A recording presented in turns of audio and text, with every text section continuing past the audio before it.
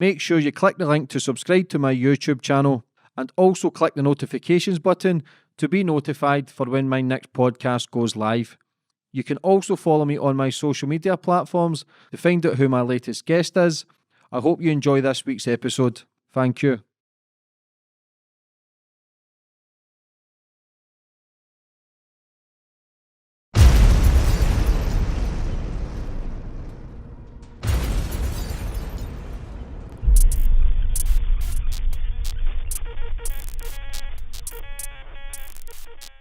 Boom, we're on. Hi. And today's guest, we've got the beautiful Helen Wood. How are we? I'm all right, thanks. First of all, thanks for coming on. Thank you. Oh, you're a busy girl. I am, but making time for you, James. I know, it's standard, isn't it? Procedure now. So, how's life?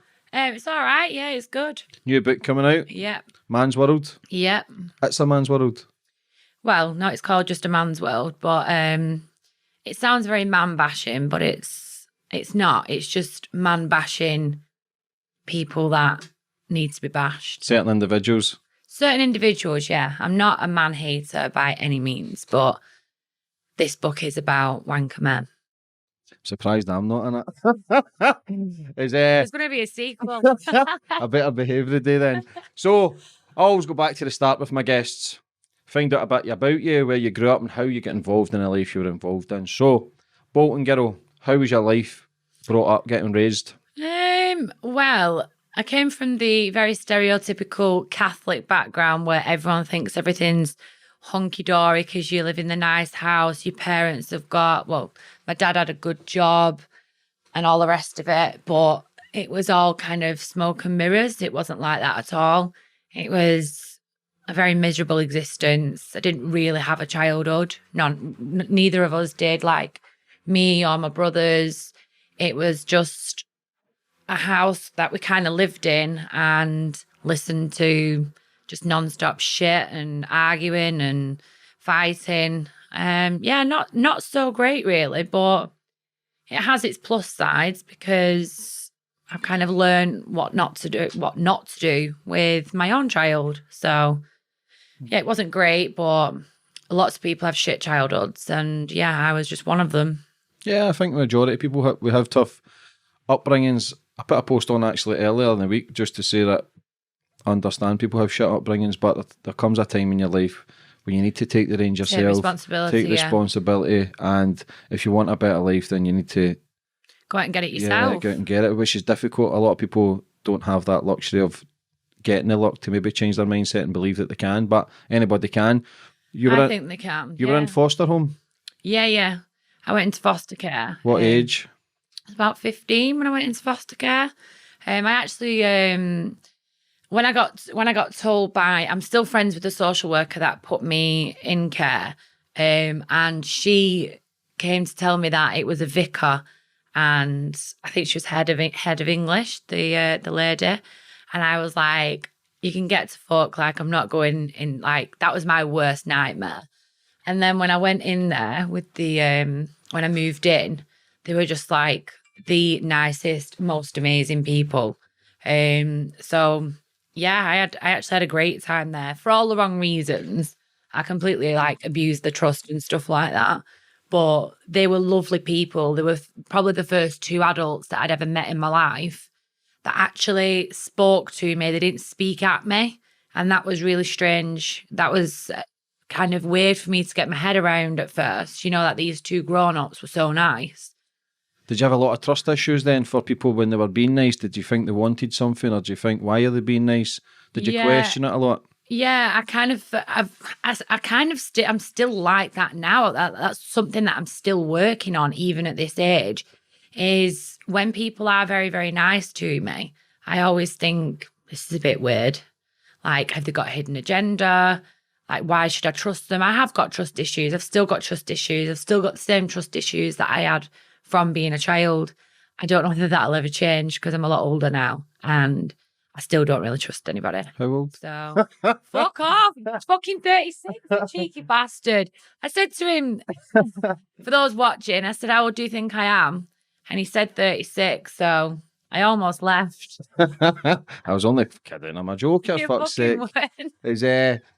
So obviously, but again, the trust issues and stuff can also be a reflection of yourself. It can also mean that everything is a sign. So when you're feeling some sort of way, it can be because that's the way you are as well. So maybe you've done a lot of wrong deeds to think. I have, yeah. Do you know what I mean? I have. And that's where the insecurities come, the trust issues and all the bullshit of the day. Because I'm the same boat as well. I wouldn't say that I've done, the only thing that I've ever done wrong, I've done lots of things wrong, but when it comes to people trusting me, I'd like to think people could trust me. Strangers couldn't trust me years ago because of what I used to do. I used to sleep with people's husbands for a living. So I understand that. But my friends, I know that I'm a good friend. So I can't, obviously I'm not trying to say that I'm whiter than white. I'm absolutely not. But I've got trust issues because obviously I know that a lot of men go out and do whatever they do behind the wives' backs and stuff like that. And not all men. Not all men. I had this argument on Twitter last night. Some tosser changed my words. I said, most men are wankers. And some guy put, you cannot tar all men with the same brush. I just said, you just swapped my fucking word most.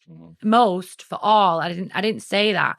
There's loads of nice guys, but I was there's horrible girls. I'm not saying that all women are innocent. It was some women are awful, and they're just as snaky as a lot of men and things like that. So I'm not kind of but I believe the better person you become, the better person you attract. The more you change, then your mindset starts changing also. And no matter what in life, there's good or bad everywhere. No matter who you are, no matter what age. I've noticed that as I've got older. I used to attract a lot of toxic people. As much as I had the same best friend, I did used to attract a lot of shitty men and shitty people in general. And as I've got older, I have noticed that I very, very quickly cut off from I hate the phrase bad energy and stuff, but it is a thing. There is such a thing as a bad energy. Of course it is. And as soon as I pick up on that, I'm very cutthroat with it. As much as people think I'm rude with it, if I see something bad or see just a tiny bit of something that I think that's not right, 9 times out of 10 I'm right, and they do turn out to be a person that I wouldn't really want to be around. But that's your gut feeling, and your gut's connected to your brain. That's why it's your second brain, so you get that gut feeling. That's why when people don't use their intuition and gut feeling, they know, majority of people know the answer straight away, but they ride with it because they think, what if? Instead of going with your feeling. No. And you'll get your energy vampires. If you've got good energy, you'll get those fuckers who'll come up and talk to you, and as soon as they bastards leave, you're fucking drained because they've just stole your energy. I get it's it. True. Isn't it, Stephen? I feel it with Stephen.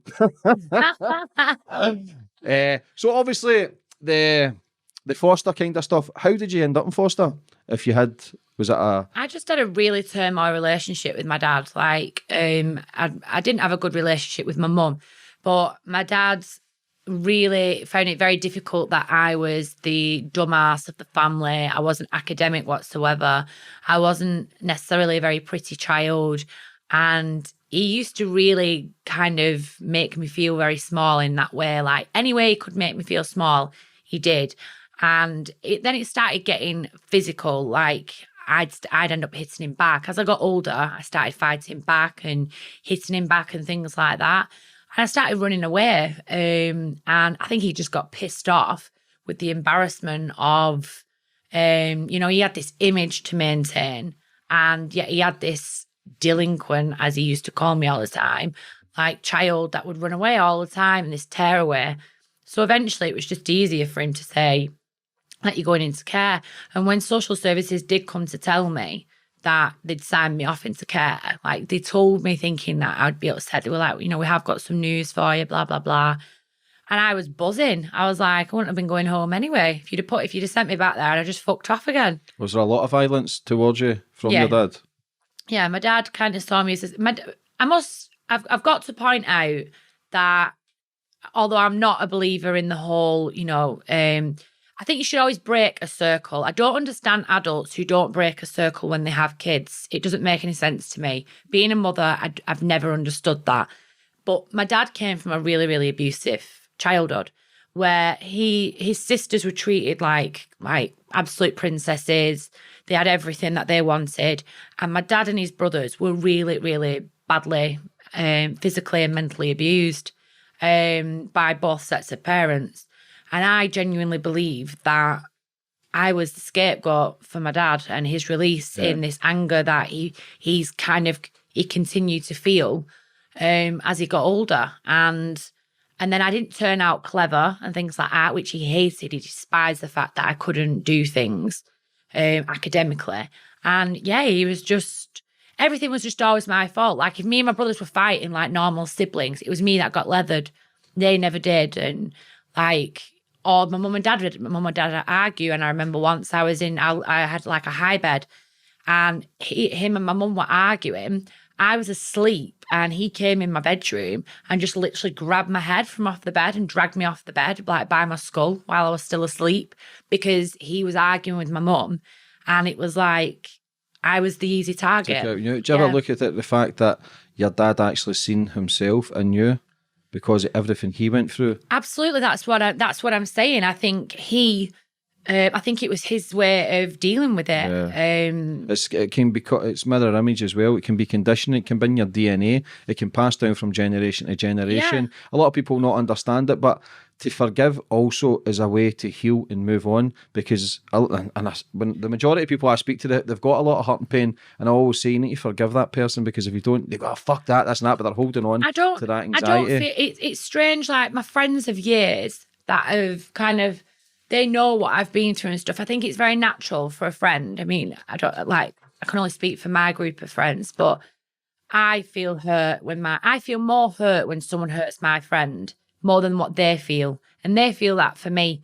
So when I say anything about my dad, which is very, very rare, I don't even really call him dad, I call him by his first name.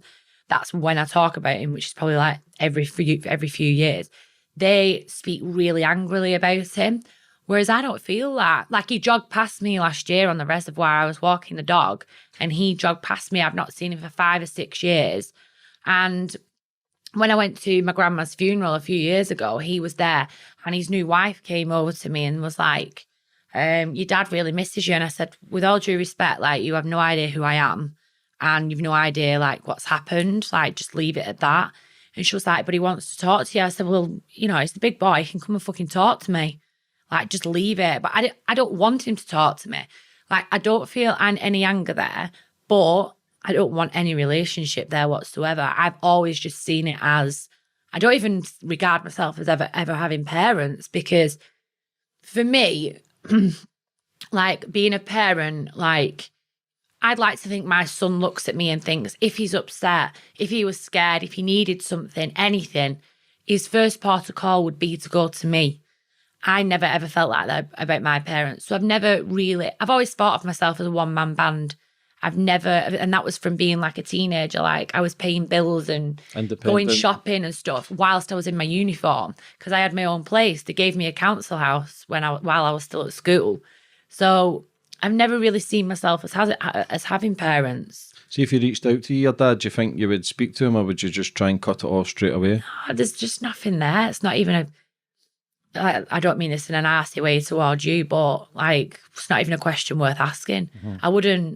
It doesn't bother me not speaking to him whatsoever. I don't think you're put on the earth. Like, yeah, they put you on the earth and whatever, but it's not the be all and end all if you don't have to. I am not one of these people who is like, life's too short, shall you make amends? I'm more like, life's too short, fuck off. Yeah, if people are stealing your energy, if people are making you feel weak or down, then cut them off, no matter if it's your mum, your dad, your best friends, because life is too short and you must live it to your best possibilities. And a lot of people will always go back, which is difficult. No, but I think it's the worst thing you can do. Like for me, my son could never do any wrong. I'm so proud of him, like for everything that he's done, even if he wasn't academically bright. Like he's your child, like he's my child, he's everything. And now as an adult, I kind of look at how my parents were and I think, how the fuck did you mess up so bad?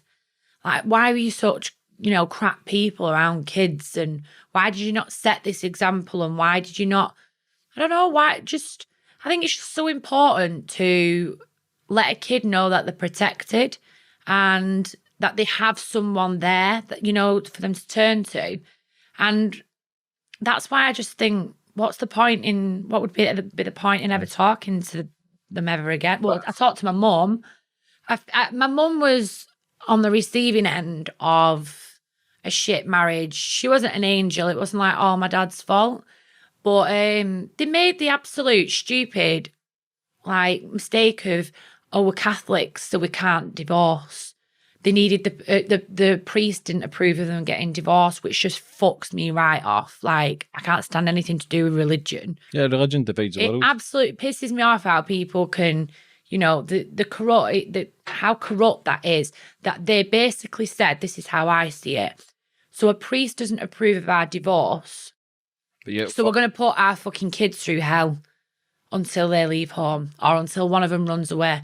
Like, I can't really go into detail about, like, obviously my brothers and stuff, but we've all been messed up in our own way, and that's due to our parents. I'm probably the one that's come out better, like, because I feel like I'm a lot more confident and I've bounced back from it, whereas my brothers haven't done that. They've really suffered socially, like... Addictive.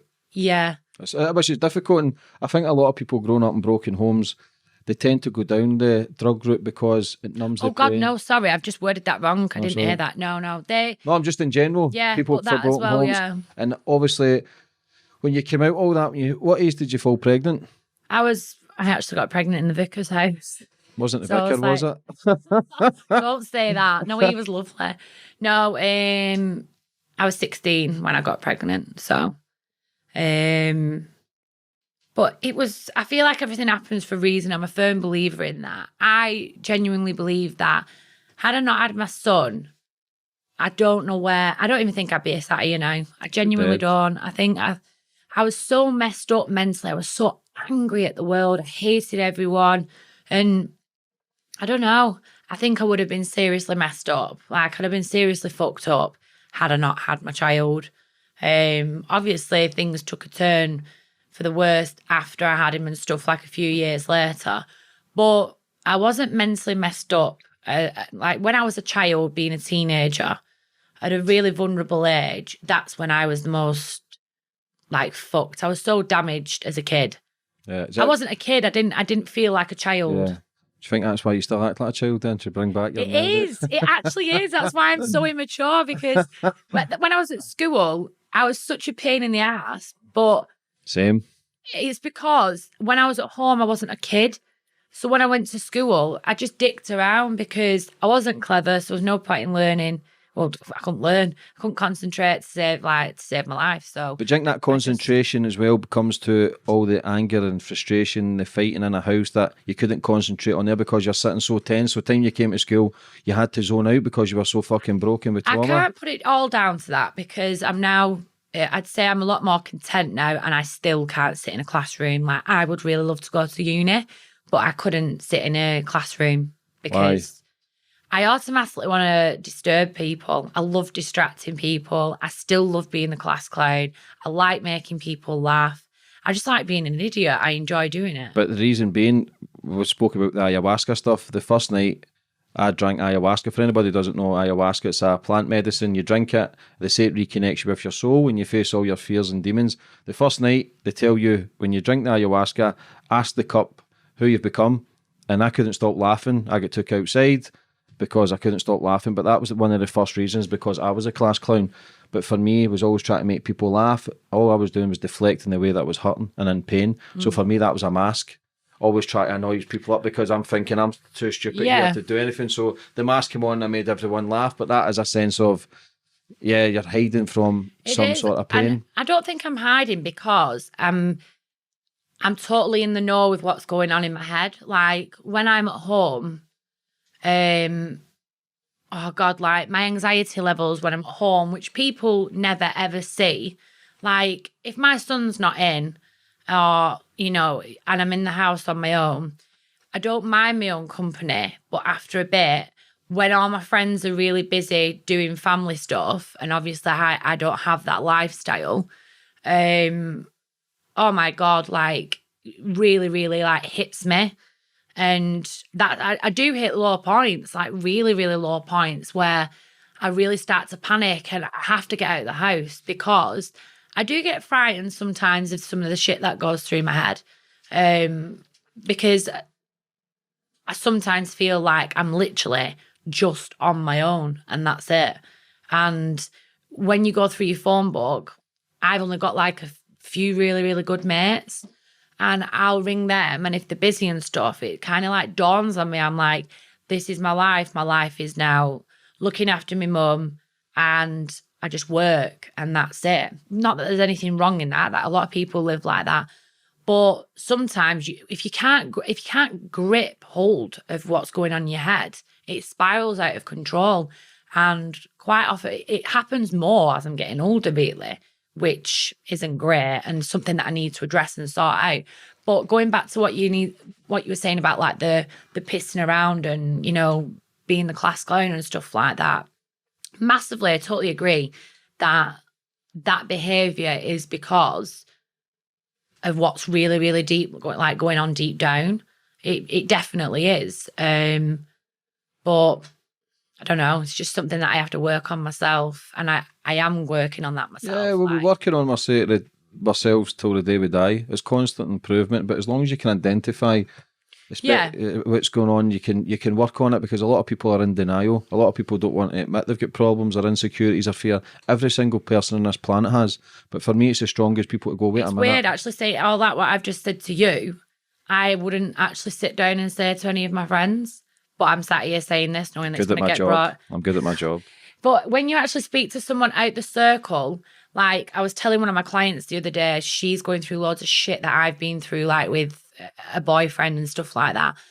And she really opened up to me. And her mum said to me, like, you know, she's not like, she won't say any of this to me. I said, because you love her and like it's difficult for someone to open up. I don't want to sit down with and like, I'm sure you'll agree, like, as you get older and your friends are busy and stuff, like, when I'm feeling really shitty about life and I feel like I'm hitting rock bottom again or I feel so lonely, I don't want to go and say that to my friends. They're busy.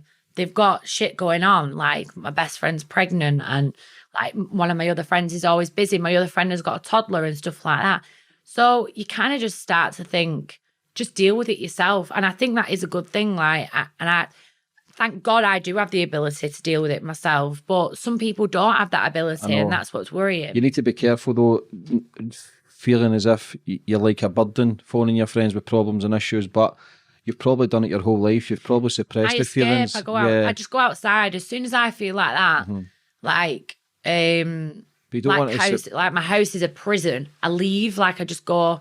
I'll go and take the dog out. And I'll go and sit somewhere, or I'll read, I'll like, you know, go on to like a life coaching thing. I follow a couple of life coaches, and like, if I just hear something from a stranger, like, it's weird what it can do to you. Yeah, change your mindset. Just snap you back. It can just snap you back quite quick. And I am blessed in that way, that I can quickly snap out of something. As much as I can really start to feel very, very shitty about things, I can quickly like flip back. Yeah, but that's the past. Thinking about the past, maybe thinking about all your shit.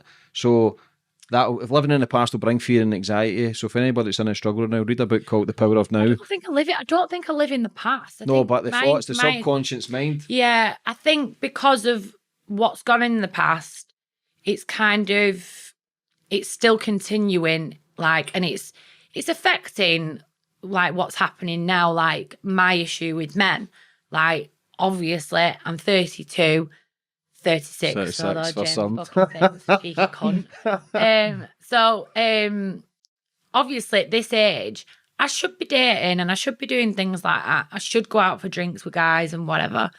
But I can't do it. Like, I just find it impossible to do, because I just think, oh, so I'll go for a drink with you, and then what happens then? They're going to find out who I am, or like some guys don't know who I am. A lot of guys don't know who I am, and then they find out and whatever. So I just think, what's the fucking point? But that's you. That's already that you've already planted those seeds in your mind. I know that's shit you need to work on, because I know.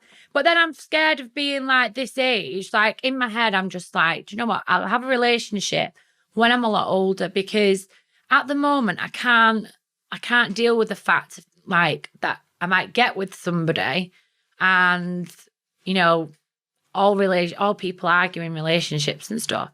And some twat turning round in the relationship and saying like, oh, well, you used to do this, that, and the other. Because I would literally just be like, fuck off. Mm-hmm. As soon as I hear them words, like I've been on dates and stuff, not very many, but like I went on one and like he got pissed. We were having a really good time. He brought up my past and told me he was okay with it. I was like, I didn't ask if you were all right with it. What the fuck has it got to do with you? Yeah. I've not asked him anything about his past.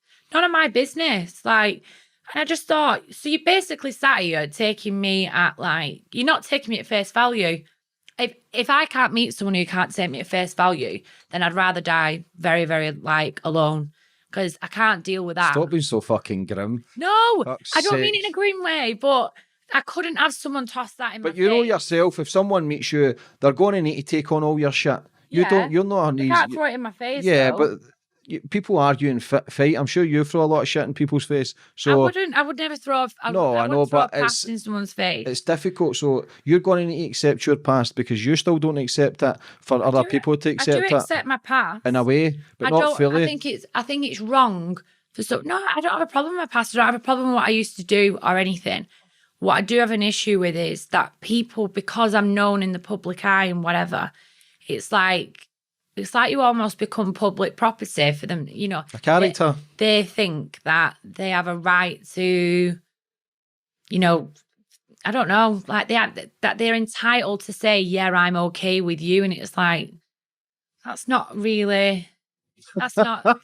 bollocks. Yeah, you're not fucking riddled with mad diseases and as if they're trying to accept you. But fucking hell, I'm not a paedophile. you- Like, I was like, do you think though, but because people look at you obviously with the past career, do you think people try to feel as if you're an easy lay, try and shag you quicker? yeah, and massively. treat you like shit? Massively. I think people are really, really shocked when like I'm actually really awkward around guys.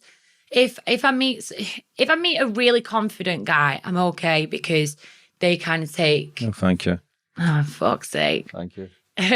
They kind of take first rein, like kind of they take the reins on the whole situation, and then it flows, But I would never. I don't know. I am quite like my friends really take the piss out of how I am around guys. Like I'm really awkward. So yeah, that is a tough one. And they do think obviously that I'm an easy shag and whatever. So I automatically, as much as I'd like to go out and have a one night stand sometimes, because, you know, it is normal for someone of my age to go out and have sex, but I don't really do that anymore. But I can't do it because I think they think I'm doing this because I used to do that for a living. So that's in my head. So unless I meet like a really, really chill guy, which isn't very often, I can't really go out and do that, which I don't think there's anything wrong in going out. My number. She has my number, Stephen, didn't she? Starting here, give me all the patter. My new booty card. So, have you ever had therapy? Yeah. Many times. I went for like 6 sessions. It actually really did work. So I was really, really addicted to Zopiclone. I was an insomniac. I didn't sleep at all because I was with this twat and he just basically took over my life. And I went seeing this lady and first 2 sessions, fucking like £75 a session, I just cried. I didn't even speak. I sat there on a couch and I did not say a word. I just was a blubbering mess. And that happened twice. And then the 3rd time I went back, she did a few exercises with me. And hand on heart, she did get, I've never like touched, no, I've had sleeping pills and whatever when I've come back from Ibiza and stuff like that because I can't sleep. But I was addicted. I used to like panic when I saw Zopiclone running out. I'd be like, oh my God, get me to the doctors and like trying to find sleeping pills from anywhere. And I got off the sleeping pills. She completely like taught me how to deal with it. And I started sleeping again. And then we started doing loads of mental exercises that did really, really work. And one thing that she did tell me to do was she told me to write down 5 things that I wanted to accomplish. It could be anything at all. Don't tell anyone what they are. And I wrote 5 things down. And like she told me to kiss it and stuff, which when I was doing it, I was like, fucking feel like such a freak doing this. But like put it behind my bed, and literally all 5 things came true within 18 months. But I got certain things like physical things, but it's what it did to my head, like was what I was most thankful for. I started to find this ability to visualize, not be angry at him anymore. I started to actually feel sorry for him more than anything. And I couldn't get that ability before then. It was constant, just feeling trapped and like there was no way out. And I started kind of having a complete different outlook on what had happened. So yeah, I thought therapy did work to a certain degree. Yeah. But again, that's for anybody watching, goal setting. Writing, if you write it down, it becomes clearer in your mind. Yeah, it does. So no matter what your dreams are and ambitions, anybody can achieve it. And you can also rewire your brain into changing the way you think. There's a thing called havening now. I do a thing with a place called Chrissy's House where they change the trauma for a positive thing, and it like touch points in your shoulder and stuff, and it rewires it and reconnects the brain into a positive way of thinking. I don't care who you are, anybody can change the way you're thinking. Absolutely, and it's difficult because we all think about the past. We all think, okay, if you're getting told you're a fuck up or you're not clever enough, it's going to stick in your mind all the time, and it's 10, 20 years, 30 years of trauma. I ain't going to change overnight, 5 years. It's a long, steady process. Not. And just because you're not academically clever to sit at a desk, who the fuck says you should be sitting at desks anyway all your life? No. No one tells me I should be sat at a desk. It's just... just in general. It's just something I'd like to do. But I've done... The other things that I've done, like, it's like I've written a book. Never thought in a million years I'd write a book. And the reviews that I've got from that were, it's only on Kindle at the minute. And for me to read the reviews that people have put is just absolutely mind-blowing. Like, I say it on my Instagram stories and stuff, but I don't think I can I'm a bit shit at kind of expressing emotion, I suppose. But I literally sit there and I read everything that people are saying. I'm like, it's just so nice to see these people are strangers. Yeah, it doesn't matter what people think about me.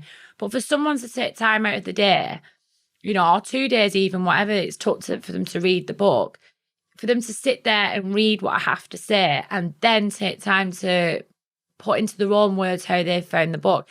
And they also nail how I wanted it to sound. Like they say it's a roller coaster read. They laughed, they pissed themselves laughing, or they cried, it was a roller coaster, blah, blah, blah. That's like a massive accomplishment because when I set out to do the book, 2 other people had written it. And it didn't sound, I didn't like it at all. Like, they did a good job, but it wasn't, I'm a hard person to write about, I suppose.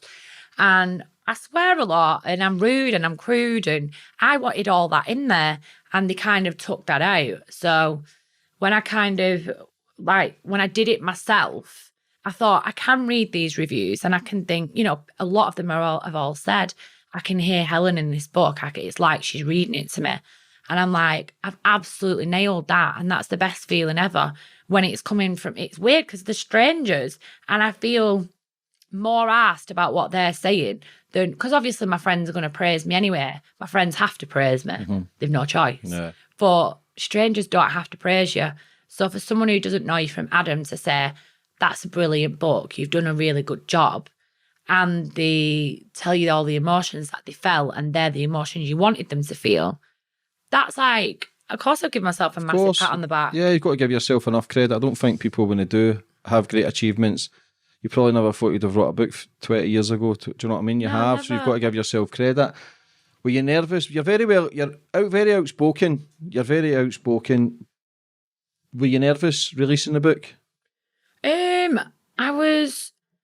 There's stuff in the book that I think a lot of people can relate to, and when they read it, they'll be like, I've been through this, and it's really, I found it difficult to talk about, and that's why I had to put it into my own words, because actually sitting talking to a ghostwriter about it just wasn't doing me any favours.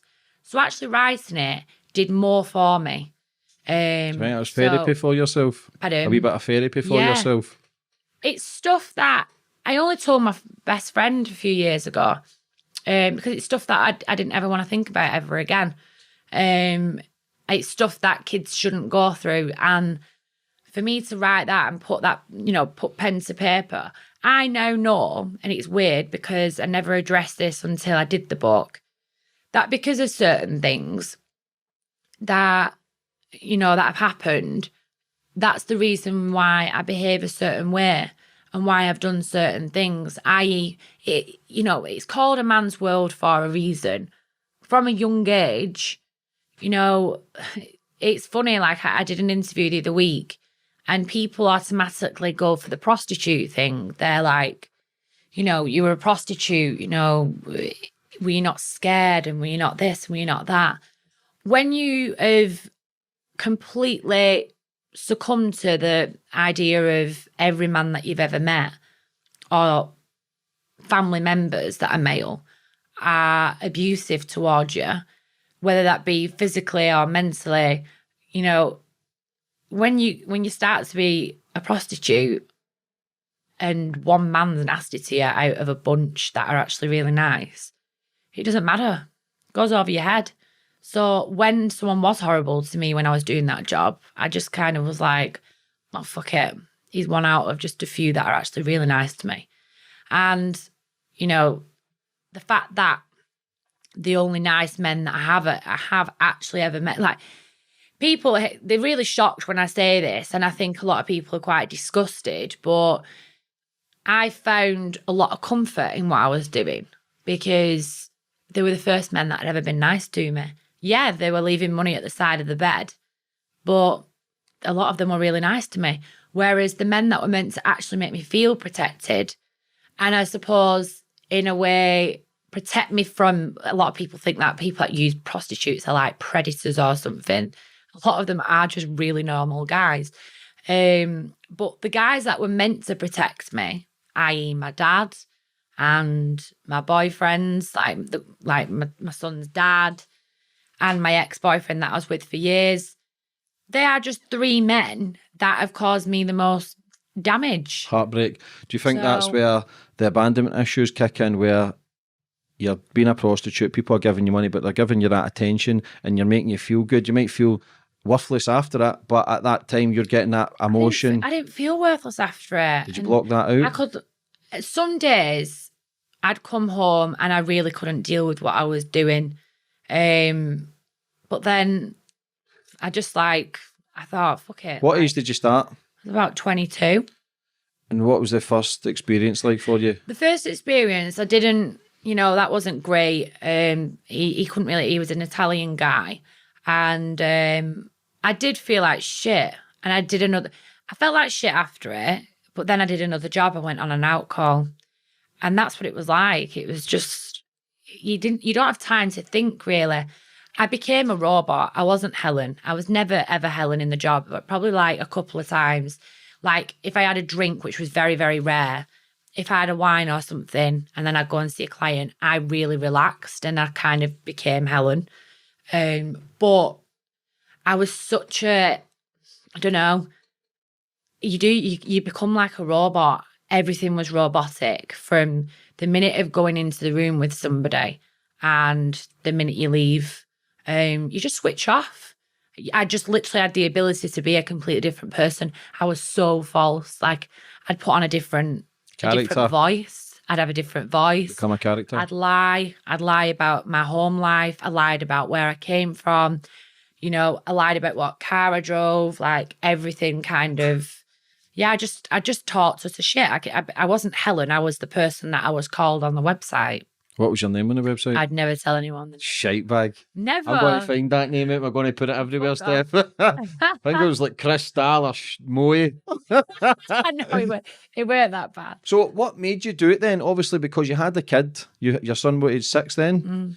So what made you... No, he was a bit younger than that. Go to that side. I was... You a stripper or anything beforehand? Yeah. I'd been a stripper. I was absolutely shit. I was the worst stripper ever. Who's your name?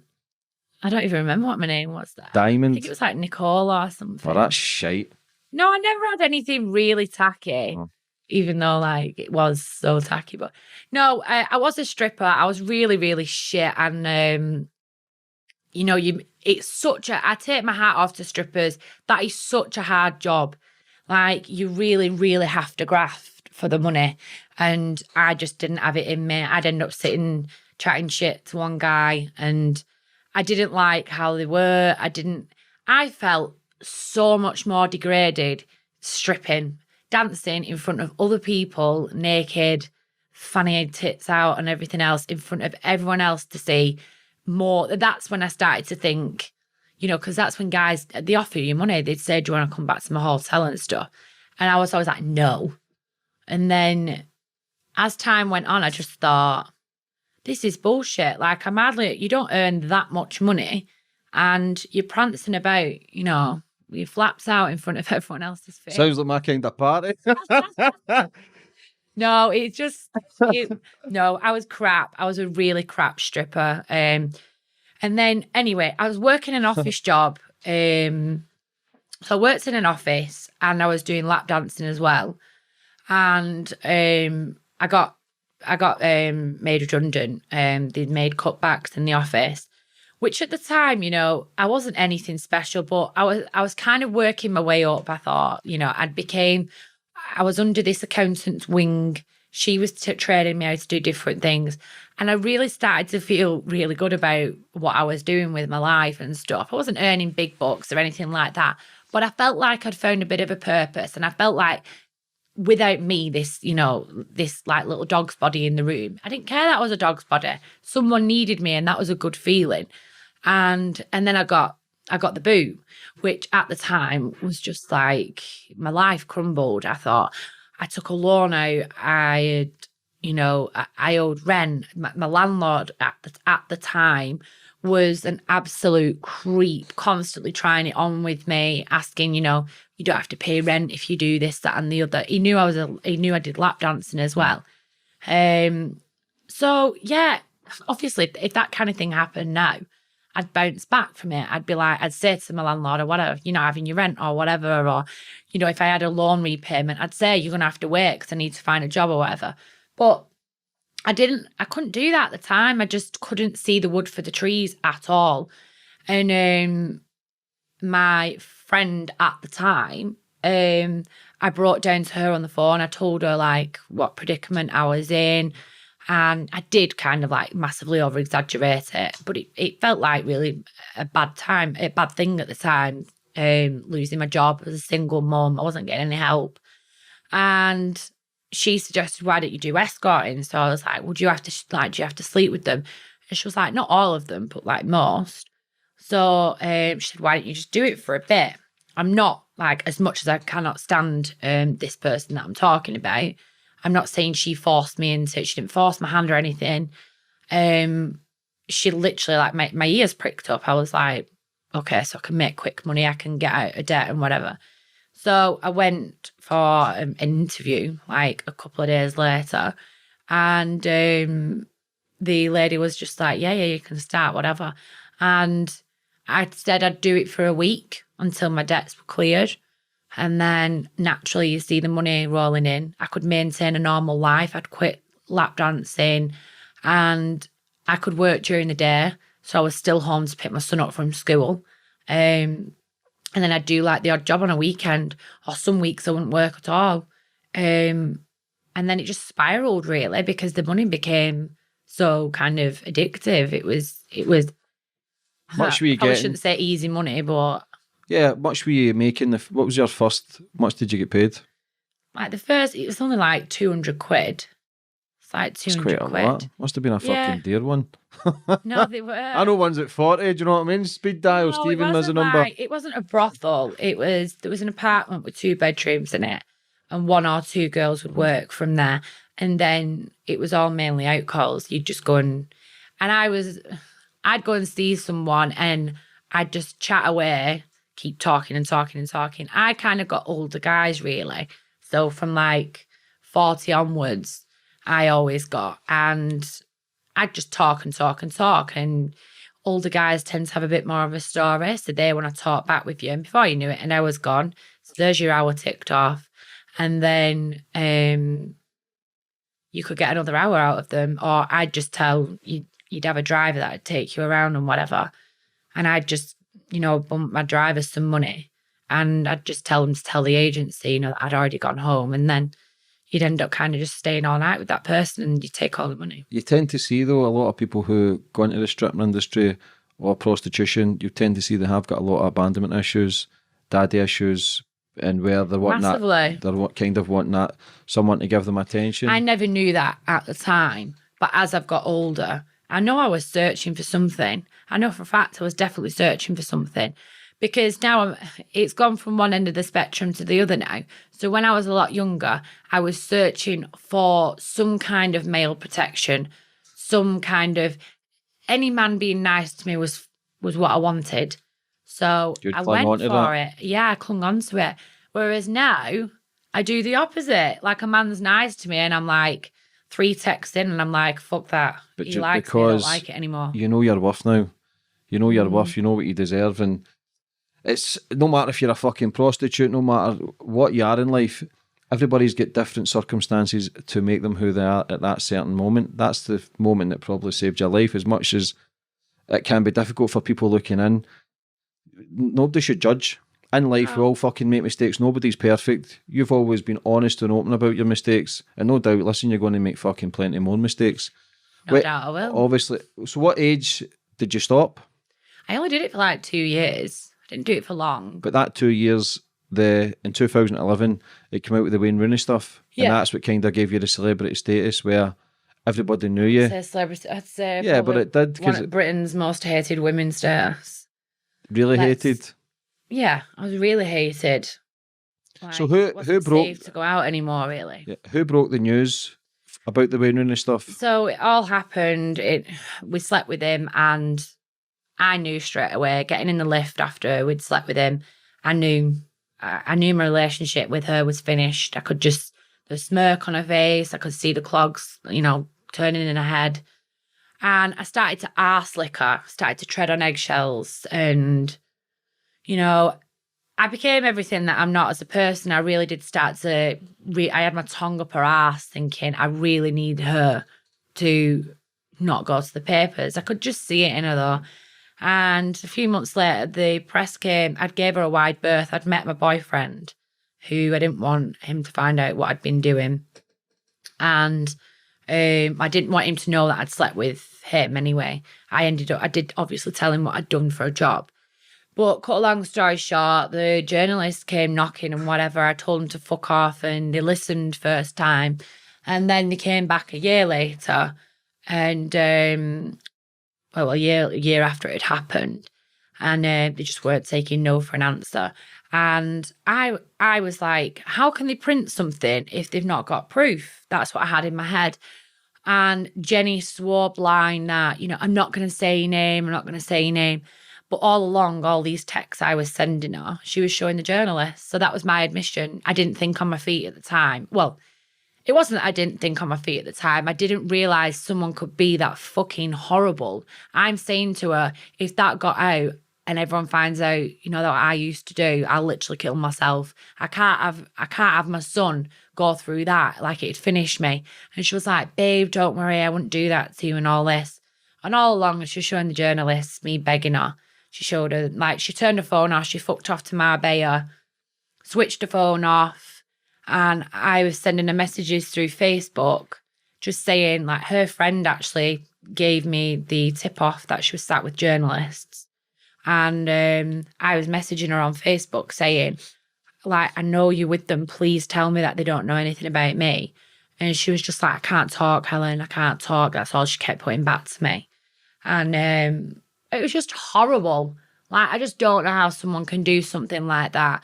But, she has her reasons for being the cold, horrible person that she is. And I've learned to deal with that. But yeah, so she was showing the journalists what I was saying. So I was fucked basically, because I then, through a mutual friend of mine and Wayne's, I was saying to him, I'll go to court and I'll lie. I'll say that we got to the room and you didn't want to do it. You shouldn't have done it anyway, because she's gone round telling everyone, that we had this brilliant time in the bedroom and that he was buzzing. No, he wasn't buzzing at all. And that's shameful for me to even admit. I don't know why he did it, because It didn't seem to me like he enjoyed it. Like, he chatted and whatever, but he was uncomfortable. He was uncomfortable with what he'd done. I think he was anyway. I think he already knew that he was balls deep in shit when that happened.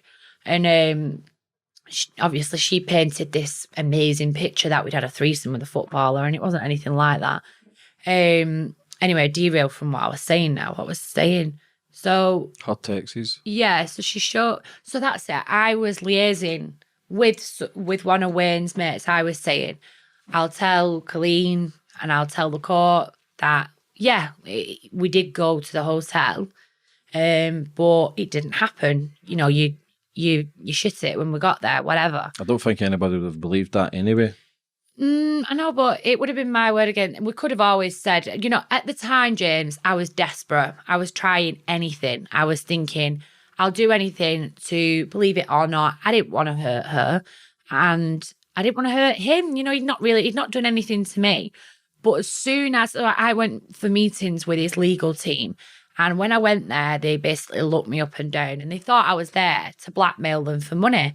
And they were like, well, what do you want for all this? You know, I was like, what? And they went, so you want to keep your name out the paper? Like, what do you want? What are you going to gain from that? I went, you think I'm here for money? I'm not. I don't fucking want anything. Just stop my name from coming out. And they asked me to sign this this piece of paper, like this form with all bits and bobs on it. And I ran it by a really good barrister that I know. And he said, because I said, can I just take this form out and whatever? So I rang my friend up and I told him, and he went, do not sign that piece of paper. He said, because they're going to go to court, Helen, and the judge is going to throw the book at Wayne because he's no doubt been fucking around with other people. And if you throw the book at Wayne, you can't make a single penny off it, and your name will be everywhere. And I was like, but I don't want to sell it. He went, I know that, but put that to one side. He said, you're going to have to forget about that for a second. Because if the shit hits the fan, then, you know, you're going to have to do something. You're going to have to basically make something from it.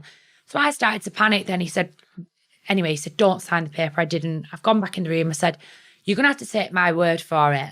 I'm not going to the press. I'm not going to talk to the press, but I'm not signing that piece of paper until I know what happens in court with Wayne. I've agreed to lie. You know, I'd happily go and stand in court and you know, lie as well. That's fine. Anyway, day after, I think it was the day after that, and I got told off a journalist that he'd not been granted the injunction and that I would be in the paper the next day, or 12 o'clock that night. So how was your head then? I don't know. I can't even. There was just no. I don't know. Just panic. Straight panic. Suicidal thoughts? Yeah. Like, I fucking hate that I'm doing this. It's okay. Like, the fact that people think for a second that I ever wanted that. How girls go out and plan to ruin someone's life and sleep with someone and think, I'm going to sell this story. I have no idea. So I've got over the fact that everyone knew what I'd done for a job. What I've never got over is the fact that people think I set out to hurt people. I never did that. So the fact that, like, I got told that I was going to be known as that, it was just, I couldn't stop thinking about my kid. I just thought I've ruined his life. Obviously, I haven't ruined his life. Like, we've got the best relationship ever. But taking it back to that point, I'll never get over that feeling of knowing that I was going to be known as that. And I couldn't even look. I couldn't, like, obviously, I ran away. I went staying at my friend's house. I locked myself in his spare room. I just couldn't come out. Like, because the press were everywhere. So I had to hide. And I was told to stay away from my son because they'd chase me and stuff like that. And they did. They were outside his school.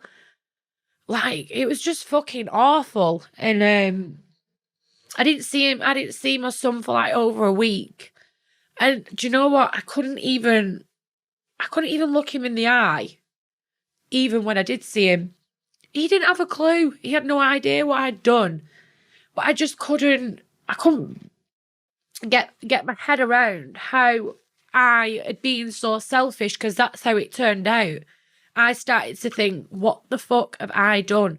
Like, yeah, no one knew about it. I was living this secret life.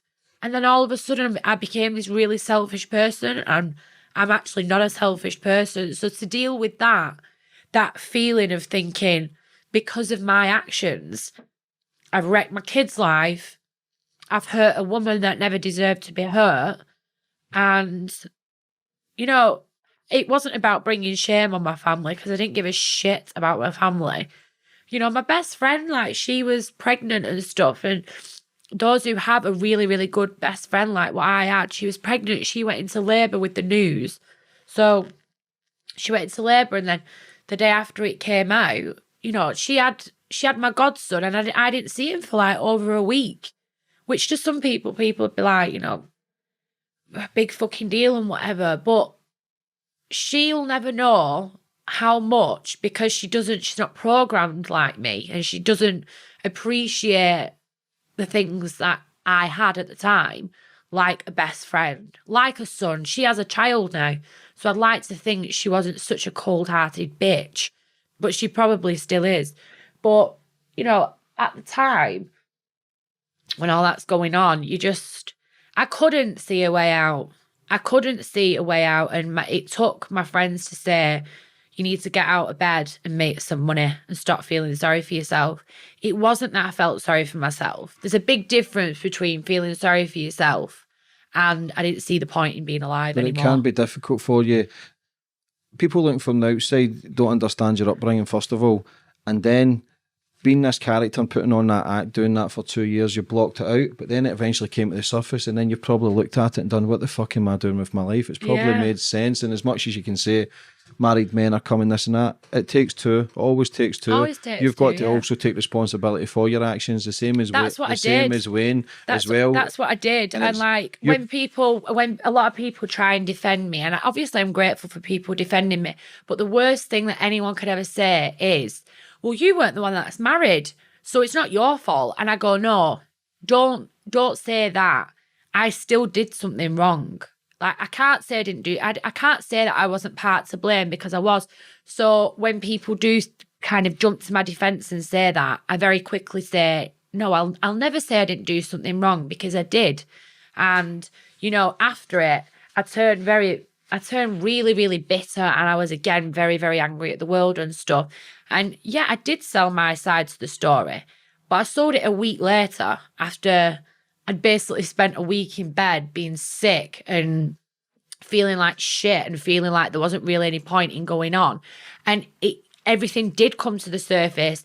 I remember lying there thinking, like, you're just a massive, massive fuck up. And you've not only fucked up like your life, it was more what I'd done to my son, really, because I'd been selfish. That was the hard thing to grasp, was thinking, because of my actions, my selfishness, what I chose to do for a job, I've now damaged other people.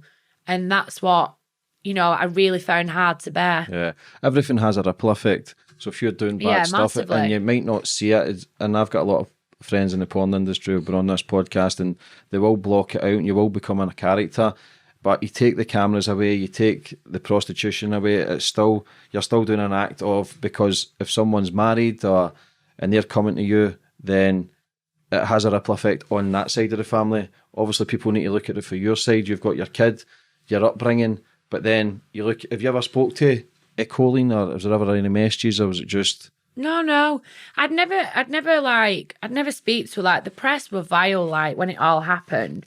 Like, they were really pushing for us they'd find out where she was on nights out, and they were offering like thousands for us to go, and Jenny went to Liverpool. She was out somewhere in Liverpool, and like, the press were like, oh, so we found out where she is. Would you go in there? And I was like, what the fuck is wrong with you people? Like, why would I do that to someone? And, she did go there. She went on a night out, and loads of her friends fucking chased her down the street, like throwing the shoes at her and stuff like that. And I just can't get my head around like why you'd actually want to add salt to the wounds. So people obviously will still say now. So why are you still talking about it if you don't want to hurt her? I don't talk about that. My book's about everything, and that's why I've done the book. So when people say, "Oh, but you're dragging it up," well, two things: I don't ever drag it up. People drag it up to me. This was 10 years ago. And it's very rare that I go 24 hours on social media without seeing a comment about what I used to do or a comment about that family. So it's all right for the public to bring it up, but I'm not all right to bring closure on it. I don't defend it. Like, there's nothing to defend, but I'm not allowed to bring closure to it by writing a book and by proving that thing, that tiny, tiny snippet of my life is insignificant. Where anyone who reads the book, someone wrote a belting review last week. They said, this book is not about Wayne Rooney. In fact, it's anything but about Wayne Rooney. It's about everything else, and it's really opened my eyes to what life's really like for some people. And I thought that's exactly like what I want people to see. It's only very small-minded people that are like, oh, if you didn't write a book on Wayne Rooney, and I'm like, well, actually, no, because I don't want people to fucking fall asleep.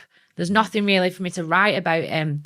I've written a book because I've had this stigma now for 10 years, and I'll probably have it for another 10, about something that I used to do and something, who I did it with. And I'm hoping that the book and more people that read it will actually never look at me in that light again. Do you regret that night with Wayne Rooney? Yeah, I'd say I regret doing that with him, but has there been a silver lining after it? Yeah. Like, lots of good things have happened since that. It's changed your life, but again, in 2011, you're also attacked. Was that because of everything that came out in the press? Yeah, that happened because of what had happened. That's what I mean. It wasn't a safe place to go out anymore. I wasn't safe to go out anywhere. Became a hermit. I couldn't leave the house because of it.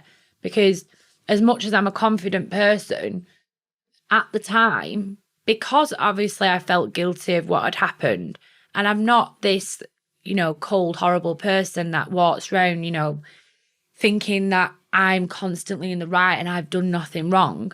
I was the total opposite. I just found it easier to stay in and avoid places because people just hated me for what I'd done.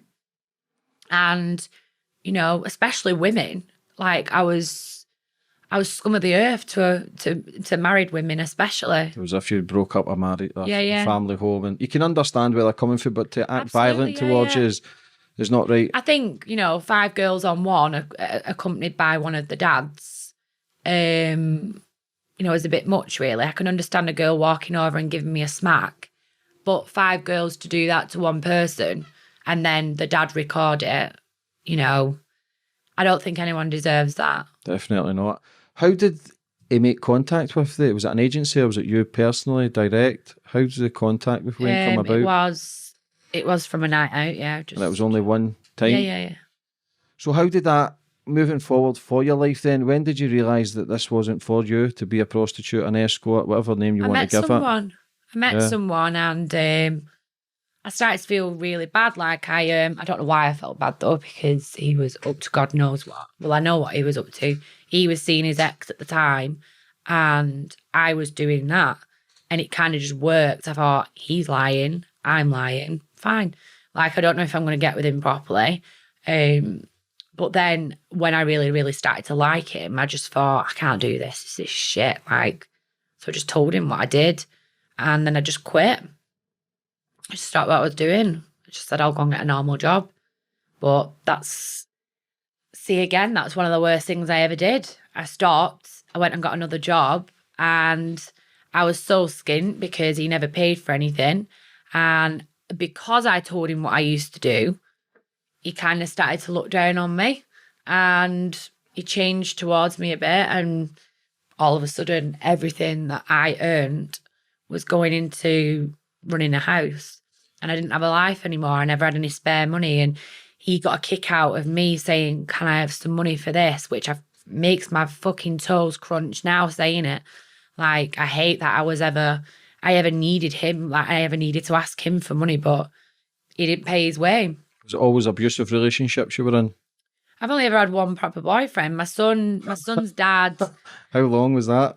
It was like 4 years. I was, I can't sit here and say that it was all him because it wasn't. I'm fully aware of what I'm like as a person. I'm a wind-up merchant, and I knew how to push his buttons. But it was just it was toxic. It was toxic on both parts. Like he took the piss with money. He'd take the piss staying out, not coming home and stuff like that. So I'd do things back. It was just tit for tat, but it was the mind games with him and he was just very nasty in what he'd say and stuff. He was very critical of like appearance and he, but then he soon changed his tune when he went to jail. All of a sudden, I was the person that he needed. And getting used. Yeah, I got used. I was basically someone to, I was there for postal orders and someone to go and visit, and that's it. It feels as if you've been used and abused your whole life, Helen, but it's good to see you eventually taking the reins, because no matter what you've been through, you've got your shit together. You went on to Big Brother in 2014 and you absolutely fucking smashed it, and it shows you that even though in your mind sometimes that people might be judging you, it clearly shows that you're liked as well. You're very well outspoken, like I've said earlier, but you won the show. Yeah, how did that experience come for you? I loved it. I absolutely loved going on it. It was brilliant. And when I came off, the response from people, it was weird, really. Without going back too far. But when I was a kid, because when you're used to people not being very nice to you, you don't know how to deal with people being really nice to you. So like when I was a kid, I didn't like parties or anything like that. I didn't like everyone being nice to me. I'd cry and, react really oddly to it. And I still do it at this age. I couldn't deal with how nice the public were being. I found it very, very uncomfortable. I'd rather someone want to pick a fight with me and debate with me than someone actually want to That's because you've been fighting your whole life. Yeah. So when people were actually dead nice to me, and I came out and I met some of the housemates' families and stuff, and they were literally so nice and so loving and stuff like that. And the nice things that was said, Big Brother did a massive thing for me in respect of it taught me how to start blocking out really shit comments. And I started to really pick up on the nice stuff and really run away with the nice stuff. So although I didn't respond to a lot of the nice comments because I felt like a dick when when someone's really nice to you on Twitter and they send something really sweet and whatever, I just like it. But if someone called me a slag or whatever, I'd be like, rah! It's because you're used to that defense mechanism. But if someone was dead nice, I'd just be like, yeah, I'll just favourite that comment. I won't actually say anything dead nice back. But deep down, I was like, that's so nice, someone to say. Yeah.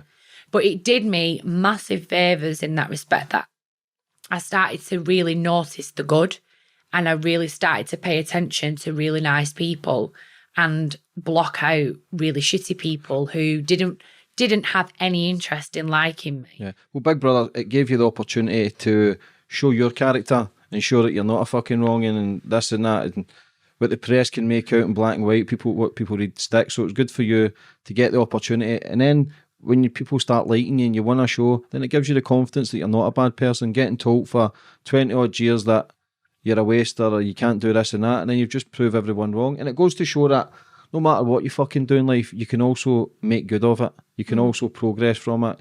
One Big Brother, wrote your book, sitting across from me. Life's fucking good, huh? Life's fucking good. I've nailed it. Don't use that word. So after Big Brother, how was life then?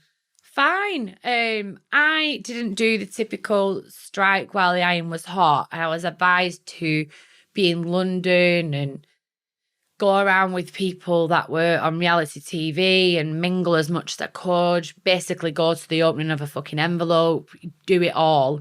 And I didn't. I came back and that was it. I turned my back on it all. I didn't have anything to do with anything. Were you scared? Of what? Going in the limelight? All the maybe negativity? No, I just met a lot of wankers. Yeah, it wasn't for me. I did a couple of events, and I started to think, Helen, you need to take responsibility for the positions you put yourself in.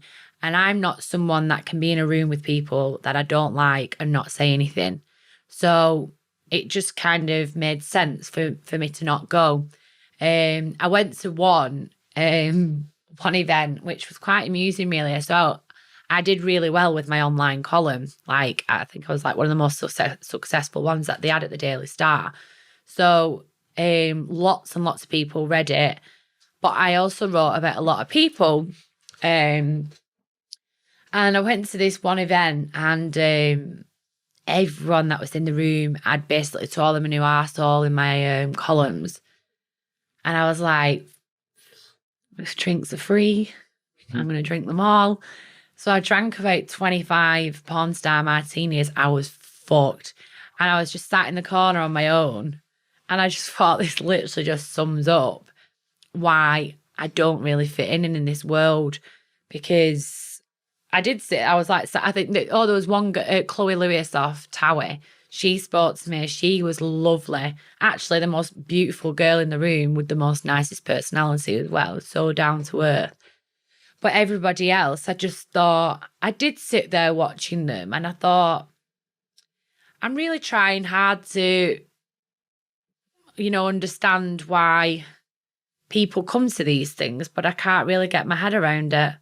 And I just ended up pissed. It's fake as fuck. So it's all an illusion. People might look at the outside and think, and do you know what people don't realise is, like, I'm not going to name names because that's not fair, but I know a lot of people in the limelight who are absolutely, they just sniff coke every day. They're really depressed. They're not very happy people. They're really stuck up their own arse because they've now got a blue tick. But then you see them on Instagram, and I'm like, you fake fuck. You're not that person. I've been in the room with agents where, these people are ringing them up demanding, pay for this room, do this, do that. I need this. I'm not going there. And I'm like, I could never be an agent. I'd be like, go and fuck yourself. Yeah. Like, sort yourself out. But then obviously I see the people on Instagram, and I'm like, that's some talent, that, to put that show on when that's not you. Split personality.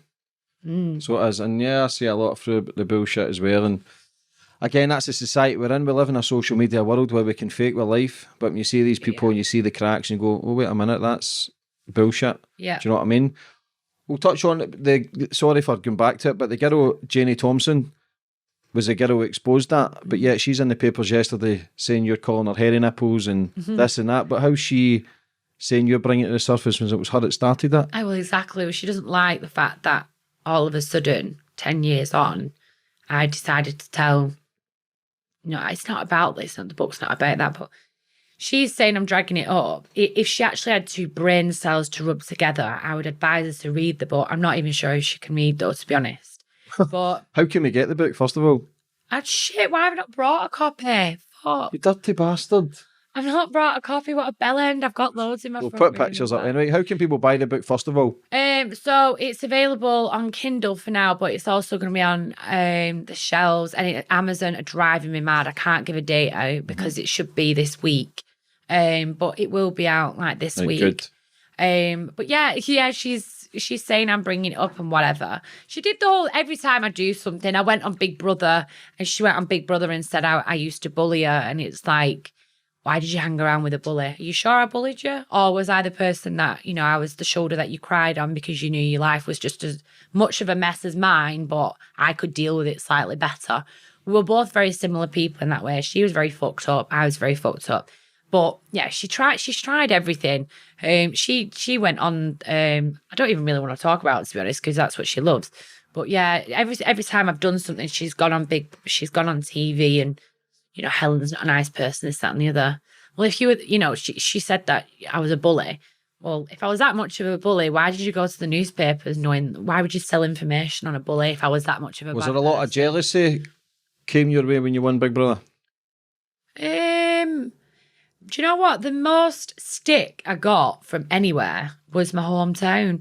So people often say, like, why do you hate Bolton so much? Why do you live there if you don't like? I'm like, do you know what? Bolton isn't that much of a bad place, but it's a very small place with a lot of small-minded people in it. So when I go to a city or I go abroad, I don't face the knobheads. Now, if I go out in Bolton and I go to a restaurant in Bolton or the pubs where all the cliques go, then I can guarantee something would start. There'd be some kind of kick-off because people just have chosen never to get over things that I've done. Yeah. So I just avoid them places. It's just easier. But there's nobody gives you criticism if they are doing well with their own life. They're always beneath you. People who criticise and point fingers and judge. You'll see it even on Twitter, man. You get people who have got profile pictures of football players or cartoon characters just talking shit. For me, that's the worst kind of people. So yeah, it's always the same people. I always get trolled by like there's a woman who, you know, I've ended up blocking her now because I was so bored of seeing her shit. But every time I go abroad, she'd like write under my pictures, why are you not at home with your son? And I just wind people up. I'm like, oh, he's fucking fine on his own. I've left him with some Findus pancakes and, you know, he's got a fiver on the side. I'm like, you fucking prick. Like, you're so bored in your life. And I'm at home with my kids. I'm like, fucking go and clean some shitty asses then and get off my case. I don't care. Like, this is the thing. And then I've said things to this woman and then people have said, oh, you shouldn't say things like this because of mental health. And I'm like, fuck yourself. If someone wants to come for me like that, I don't care. Like, I care about mental health, but don't sit there for a second. I'll always stick by this. If you go for someone, if you pursue someone and you are going to be a dick and you're going to say things that are going to rattle someone's cage, don't act the victim when that person comes back and rattles yours a lot more. Yeah. But again, you're not a victim. You've not got mental health issues. You're not depressed. Don't come that crap because you don't like how someone's responded to your shit. People are using words now, racist, fascist, fucking mental health, sick of it. just now and again. But be careful and don't give your energy away too much because where your focus goes, your energy flows in. No. You've got that defence mechanism where you're constantly defending. Fuck them. That's one thing I've got used to.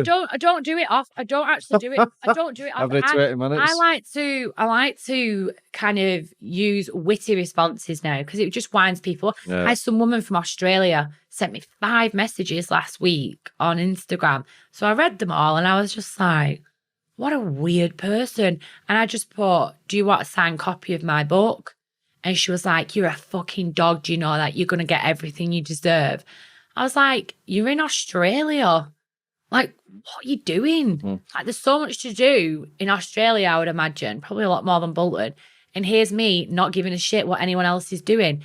But she's in Australia on my Instagram, doesn't follow me. She's sat there reading articles about me. Jealousy. I was like, wow. But trolls need to understand. Just get a life. They're the biggest fucking cowards in the world. These are the ones who are doing nothing with their life. They're absolute wasters. If you're doing so well with your life, you don't need to try and judge others. You don't need to judge others. I don't judge anybody. Like, I met someone recently, actually, and he sent me a message.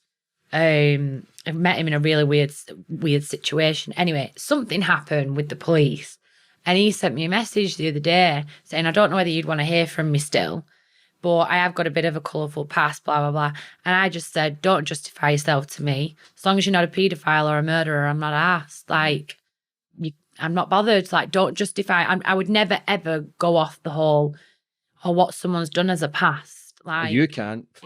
That's Nobody why, can. Do you know what I mean? Everybody's got a past. Nobody can, but me more than ever. I'm fully aware of that, and I'd never deny that. Of course, I'm the last person that could ever look at someone and think. But I wouldn't put yourself down too fucking much. You've done what you've done for a couple of years. I'm Fuck's not sake. putting myself down, but I think because I am known because of it, like the difference between me and other people is everyone knows what I've done, whereas everyone fucks up and no one really knows about it. A lot of people can just brush things under the carpet. What was the actor? Who did you sign? What's that called?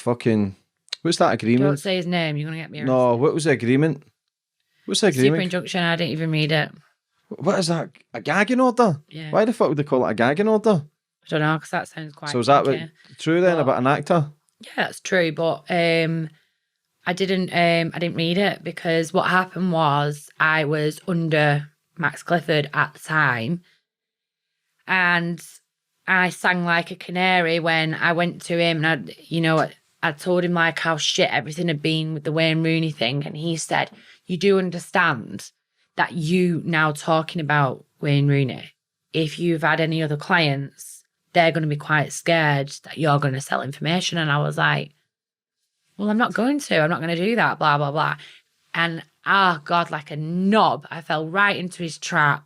He was like, is there anyone that's like quite high profile? So I told him, and this is how he used to make his money. He's gone back to that person who is a lot more well-known and bigger than me and has a lot more money than me. Massive legal team behind him. He's gone and acted like basically like he was doing them a favour. He was like, Helen's planning on selling a story. So they just slapped an injunction on me like that. Was there a lot of celebrities? So I came out again. Was there a lot of celebrities, a lot of high profile names used to come not to you? really. It was mainly it was sports. Yeah. Football players. Mm. Bloody bastards, those football players. Yeah, it was mainly footballers. And So what's the script then for going forward for the future now? 2019. What's the plans for Helen Woods? Wood. It's a great second name, by the way, for your old job. Isn't it? Isn't it? Yeah. Wood by name, wood by name. I think there's lots of things I want to do. I've got lots of ideas, but I'm one of those that I'd rather just keep it to myself in case. Give me one. I'd really like to do something in fashion. Why don't you? Well, I already am. I've already kind of got the ball rolling in that world, but things are kind of a bit difficult at the minute because I care for my mum, and that's kind of put the things on the back burner at the minute. So I think things are going to be changing with her needs in the next 12 months. So what's up with your mum just now? She's got Alzheimer's. Sorry to hear that. So she's with me like 4 nights a week. Mm-hmm. So things have just slowed down a bit because we haven't got very long left with her until she goes into a home. So I'm just kind of taking it out for now. I've got the time to take out. I've slowed down with work. I don't travel as much with work anymore, so that I can do this, which... Priorities? Yeah. So for the next like few months, that's going to be kind of the main thing, but I've got to crack on and do other things because, money doesn't just grow on trees. So I've got to kind of still work and do other things as well. But now that you've got the book out... I don't make fuck all from that. No. I've got 5,000 copies I've got to sell before I make a penny. We'll after this, we'll fucking sell those, don't worry. I So hope so. you've wrote the book. What about trying to make it into maybe a documentary, film? There's other things in the I'd pipeline. love to do something like that. Do you know what I mean? I'd love to do something like that. I'd love to, I don't know. I'd really like to kind of give something back because I have bounced back from it. As much as I've sat here and sounded like the most depressed individual ever, I'm actually really not. And I'd like to use coming out of the other side of a very shitty situation and helping people that need help. I naturally want to help people now, whereas I never used to want to be like that. And I find a lot of, when I talk to people who message me on Instagram, a lot of people email me, I find a lot of enjoyment and fulfillment, like speaking back to these people and thinking this maybe, I didn't have this years ago because I never reached out and spoke to anyone because I didn't think there was anything wrong with me. So when people actually do come and speak to me about things and take the time out to trust me with what they're saying, I kind of find that a blessing, really, and I want to do something with that in the long run. Of course it is. Because you became stronger, a much stronger person through all your Yeah. pain and you've utilised it to your advantage. So again, listen, people might say things about you about being a prostitute, but I know plenty of girls out there who are sucking dick to get their fake Rolexes and their trips to Dubai. This is what I talk. This you is know what I I mean? say all the time. Like when people say things like, I don't have an issue whatsoever with women going out being prostitutes and whatever. Obviously, naturally, I wouldn't have a problem. But what I do have a problem with is, and I don't have problems with women that just want to go out and actually I do. I think it's really, really shit that a lot of women, I know a lot of women that are in relationships because they wouldn't dare leave because their lifestyle had changed. So you're a glorified brass. Mm-hmm. You get in bed with a guy, you shag a guy who you don't really love, but you paint this pretty picture that you love. You slag him off non-stop to your friends, but you like the watch, you like the red soles, and you like the fucking car you're driving. And without him, you haven't got it. So you're funding a lifestyle. So that's the form of prostitution as well. It's the only thing is some people admit it and don't have a problem with it. Like I didn't have a problem with it. I don't have a problem with it still. But you always find they're the judgy ones are the ones that kind of are in very denial. They're in denial of the fact that they're living something quite similar. When was the last time anyone ever offered you money? For sex? Yeah. Happens quite a lot still. Does it? Yeah. Bastards. Yeah. Not for sex, but for like, get a lot of money pigs asking you for like if you can do stuff. Yeah, weird shit. Yeah. Like what? Like for socks and knickers. Which you've been doing it during the night, Stephen. Oh, you've got a fetish for socks and pants. For like socks, knickers, for abuse. The amount of men that love being verbally abused. That would be a dominatrix. Mm-hmm. I've known a dominatrix and she fucking loves I know it. someone, just dominant fucking. Because it's not actually sex. You're just ripping the shit out of a guy. Fuck at them. Yeah. So, before we finish up, we'll touch on the book again. So, writing the book, did it bring back a lot of emotions for you? Yeah, I didn't like, even though I've just cried in this, I didn't cry writing the book though. It did, and it played, like a lot of it played on my mind. But I'm really glad that I've done it because it's not good to harbour stuff. It's better to get things out, and that's what I've done. Yeah, it's a good book. It's called A Man's World, but it's actually really suitable for men to read because of the stories that are in it. Some of it's funny, like it's not doom and gloom. There's a lot of stuff in there that is really funny, and I've not left any single stone unturned. Like everything's in there to the point where I was like typing it and then going delete and then typing again, and I was like, fuck it, get it all in there. I've got to get it all in. Yeah, why fucking hide from it? Do you know what I mean? You can't have a biography and it not be a biography. Exactly. You've got to listen. There's going to be people give it the shit she says that, but fuck it, man. Do you know what I mean? So, would you ever do a follow up of a biography? Fucking hell, but nothing else to write about. Listen, you're still young. You're only 36. No, I don't think I do. I want to write an erotic book. Aye. Yep. I'd love to do something like 50 Shades of Grey, but mine would be better. That was amateur. So your column as well. What was your column about? Everything. It was really good. So I only got a 6-week contract, and then they kept me on for like 3 years. So that was booming. I did really, really well. But it was about everything. I think because I am very honest and don't have a problem with writing about things to do with myself, that's one of the reasons why it had to come to a head though, because I'd signed the contract to do a book and I thought, fucking hell, there's not even going to be anything left for me to write in the book. I need to like slow down. And like papers were losing money and stuff. And so yeah, papers are fucked now. Yeah. So, but no, it was really good. That did me a lot of favours as well, the column. Don't get me wrong, I had a lot of people going absolutely mental at me on a weekly basis. But again, I just ran away with all the good stuff, like people loving the columns and saying, when I finished, the amount of people that were like really, really gutted that I'd finished. Do you ever get back into it?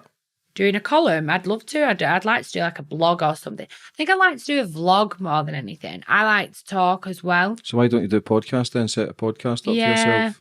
I'd like to do. I know it's getting people on though. Listen, I've got plenty of contacts. I'll give you a few of mine. get you started. Yeah, You think that, you probably know a lot of people, and by a lot of people listening to your story, it's something you should maybe dip your toe into, because there's not many female podcasters out there. Their shows are shit, so there's a massive market for you to maybe get it in, speak to women, and just fucking shoot the shit, man. Speak about life, speak about everything that you've just spoke about there, because people are going to be watching this and not really understanding your story, and then it makes sense and go, fuck me, she's a lot stronger than what she is. Because sitting here and telling your story, it's brave, man. It's very brave. And then to be being involved in your life, everything you've went through, winning Big Brother, writing your book, raising a son, single parent, you've not shied away from the fact that you've had fucked up relationships. You've not shied away from the fact that you're a bit fucked up yourself. But everybody is. I think everybody is in one way or another. 1,000,000%. Very few people have it absolutely perfect, do they? I mean, what even is perfect? There's doesn't exist. It's an illusion. There's no such thing as perfect. It doesn't exist. But I think it's a lot more damaging to portray a perfect lifestyle. Like, I did a question and answer thing the other day on Instagram, and a lot of people were talking to me about my mum, and I thought, I need to be honest here, because people were saying you're amazing, you're this, that, and the other. Listen, some days, you know, my mum threw a shoe at me the week and told me to fuck off and stuff like that. And for a split second, I looked at her and I thought, you were a shit mum, you were a shit person. And I had to leave, I had to go in the back garden. I went in the garden and had a fag because I felt anger towards her. She's ill. She's got Alzheimer's. But for a second, I looked at her and I thought, fuck you.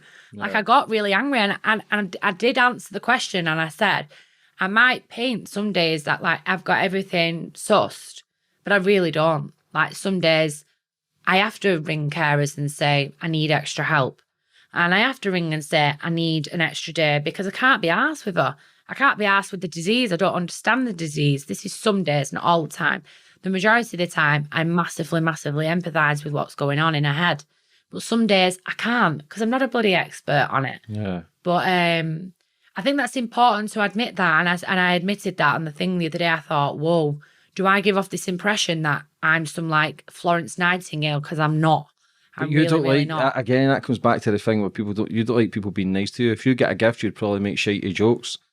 Do you know what I mean? You probably I wouldn't do that. No, but you probably but you probably wouldn't accept it because you think. Yeah, I wouldn't. I'm not someone that could ever take a gift very easily. No, I've never really had it. So for me to start getting it would be very weird for me. Yeah, but listen, we're here. We're here to tell the tale. Anything you'd like to finish up on? No, just buy my book, please. Yeah, we'll get the links and all the subscriptions. Check the link below to buy the book. Fucking great girl, great story, and all the best for the future. Thank you. Keep out of trouble. Thanks so much for having me as well. You're welcome.